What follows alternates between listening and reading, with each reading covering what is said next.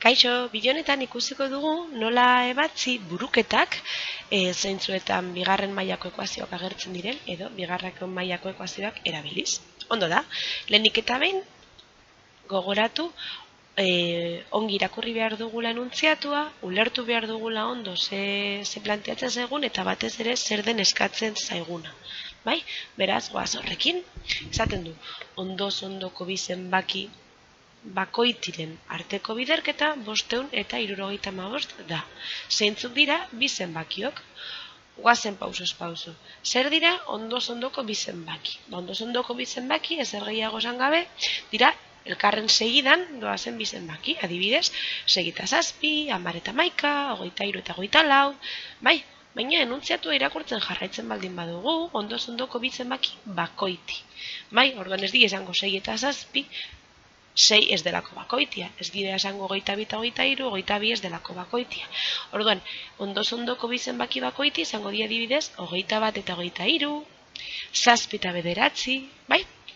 Ondo da, eta ikusten duzuenez, aipatu ditudan ondoko zenbaki bakoiti bikote hauek, denek dute bata bestearen aldean, zenbaki bat bestearen artean, bi unitateko diferentzia. Bai, 7 eta 9 bien artean, bi unitateko diferentzia dute. 21 eta 23 berdin, bai? Orduan, badakigu ondoko zenbaki bakoitiek bi unitateko aldea dutela beraien artean. Oso ondo, zenbaki hauen biderketa 575 da. Zeintzuk diren zenbaki horiek asmatu behar dugu. Beraz, goazen lehendik eta behin ez ezagunak planteatzera, identifikatzera. Lehenengo ez ezagunari, lehenengo zenbakiari isa dituko diogu, bai? Eta urrengo ez ezagunari, bigarren zenbakiari, ze gogoratu bi zenbaki direla zeintzuen arteko biderketa egiten dugun, zenbat unitate handiago edo txikiago izango dau baino, bakoitiak izan behar duten ez biak, bi unitateko diferentzia egongo da. Beraz, isa gehi bi. Izan ziteken ere, isaken bi eta emaitza etzen aldatu, Ondo da, orain egingo duguna izango da enuntziatuak, buruketako datuak lenguai algebraikoan jarri. Ekuazio bihurtuko ditugu. Beraz, badakit lehenengo zenbakia, bigarren zenbakia eginez, lortuko dudan emaitza 575 izango dela. Beraz, ekuazioa jartzen dugu, isa, bider, isa, gehi bi, berdin, 575. Eta bagoaz ekuazioa bastera. Isa, bider, parentesia, isa gehi bi, berdin 575. Gogoratu, kanpoko isa honek parentesi barruan dauden bigaiak biderkatzen dituela, bai isa eta bai bia. Goaz horrekin, isa, bider, isa karratura, isa, bider, bi isa, berdin 575. 575 hau beste aldera kentzen pasatzen baldin badugu, ekuazio honek formula aplikatzeko itxura aproposa dauka. Beraz, aurreko gaian, bigarren gaian ikusitako formula aplikatzera goaz. Lehenik eta behin koefizienteak eta gai askea identifikatuko ditugu. Isa karratuarekin dagoen koefizientea bat da, isarekin dagoen koefizientea bi, eta gai askea minus 575. Orain, balio hauek formulan ordezkatuko ditugu, eta formula ebaztea baino zaigu falta. Venga, formula gogoratuko dugu. Isa berdin, minus b, plus minus, erro, b ber bi, ken, lau, bider a, bider c.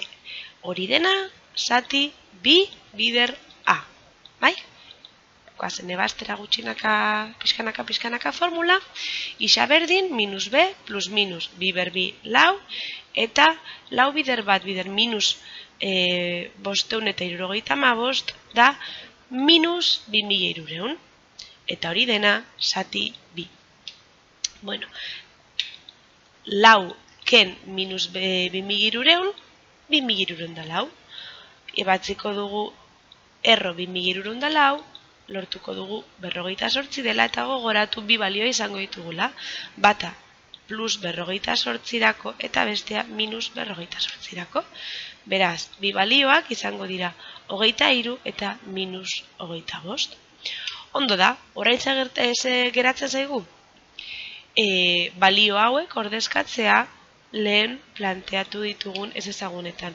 Konturatu zaitezte bi balioek batera ez dutela enuntziatuak buruketak adierazten dituen baldintzak betetzen.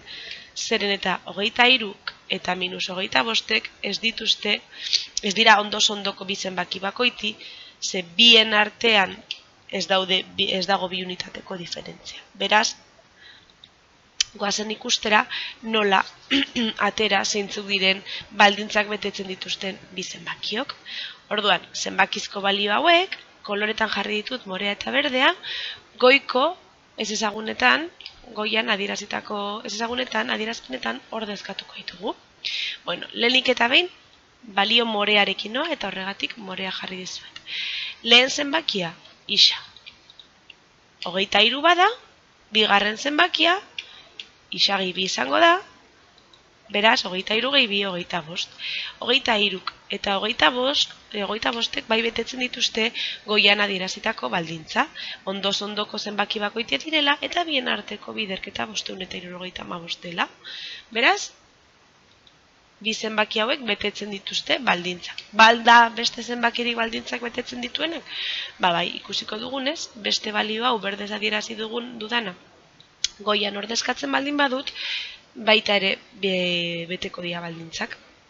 Lehenengo zenbakia isa -25 bada, bigarren zenbakia bi unitate handiagoa izango da, -25 gehi bi, -23. -25 eta -23 ondoko bi zenbaki bakoiti dira, eta bien arteko biderketa 575 da ere. Beraz, bi soluzio bikote dauzkat, bata 23 eta 25 da, eta bestea -25 eta -23. Bueno, ariketak egitea animatzen zaituztet, eta zalantzarik baldin baduzue, galdetu lasai. Ondo izan.